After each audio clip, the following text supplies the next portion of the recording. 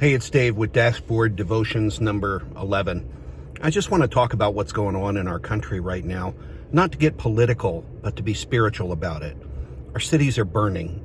Violence in our inner city areas is increased exponentially.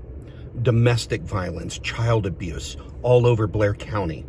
In the first year of required reporting on child abuse by people like me who work with kids, 43,000 phone calls didn't even get answered by the state of Pennsylvania.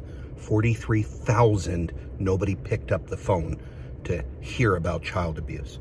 Why are our cities burning? Why are our young people so angry? Listen, can I tell you something? It ain't about politics. The political parties and movements have picked up on the emotion in the kids and in our younger generations and in our inner city areas, and they're playing on it for power. But what's really going on is fatherlessness. I have been saying it for years. It was told to me, and I understood it back in the 1980s, that when you have a generation where half of the kids, because of the divorce rate, grow up without a full-time father, you're going to pay for it in generations to come. A father can't be replaced by a government paycheck. Oh, they may eat and they may have a home, and it may be nicer than generations before, but not having a dad matters. That's why God calls himself Father. He wants to father all of us. We need that. We need him, and we need a father here on earth who role models our Father which is in heaven. When we don't have that, it produces a couple of things inside of us. First of all, it produces a feeling of abandonment and fear. So many young people I know, the inner city fatherless rate in America today is 75%. When you have 75% of young people growing up without a father, this is what you get. You get murder, you get rage, you get looting, you get burning. It's not about politics, it's about fatherlessness. The incident of the day is just what pulls the trigger, but it is fatherlessness which has loaded the gun of rage in America today and in our young people. Abandonment produces fear. Have you ever seen what a fearful animal does at the shelter, at the SPCA when you go? Those animals that have been abused are fearful. They do one of two things. They crawl away and hide, or they're aggressive and they bite. And it's all about the abandonment and fear. The other thing that has happened in our country is child abuse on a rampant level, on a scale unbelievable to most people.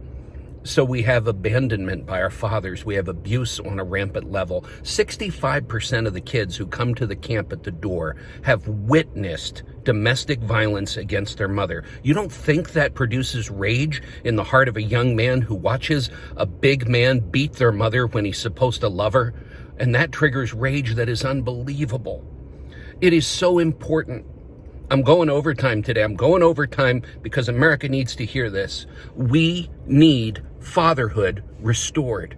We need strong men who will come in and provide for children, who will care for them, educate them, teach them, give them life skills. When you become a 19 or 20-year-old man, nobody ever prepared you for the real world. Nobody prepared you to pay bills. Nobody prepared you to take care of your expenses. Nobody prepared you to even be employable.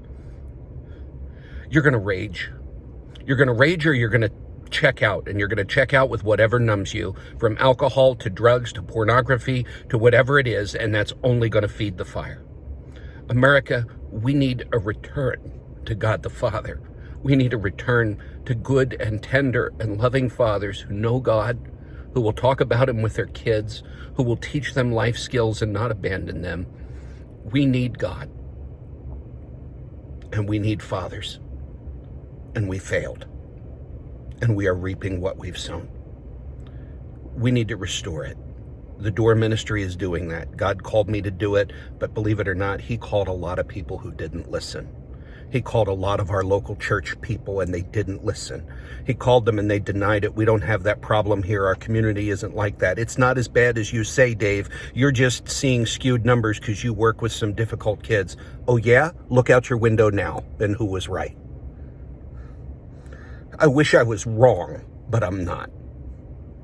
And we need a restoration of God as Father, a restoration of fatherhood in our homes and in our families, and a restoration of godly leadership by not self-centered pomposity-filled preachers, but by tender, loving fathers to their people once again. That's all I have to say today. Thanks for listening extra long.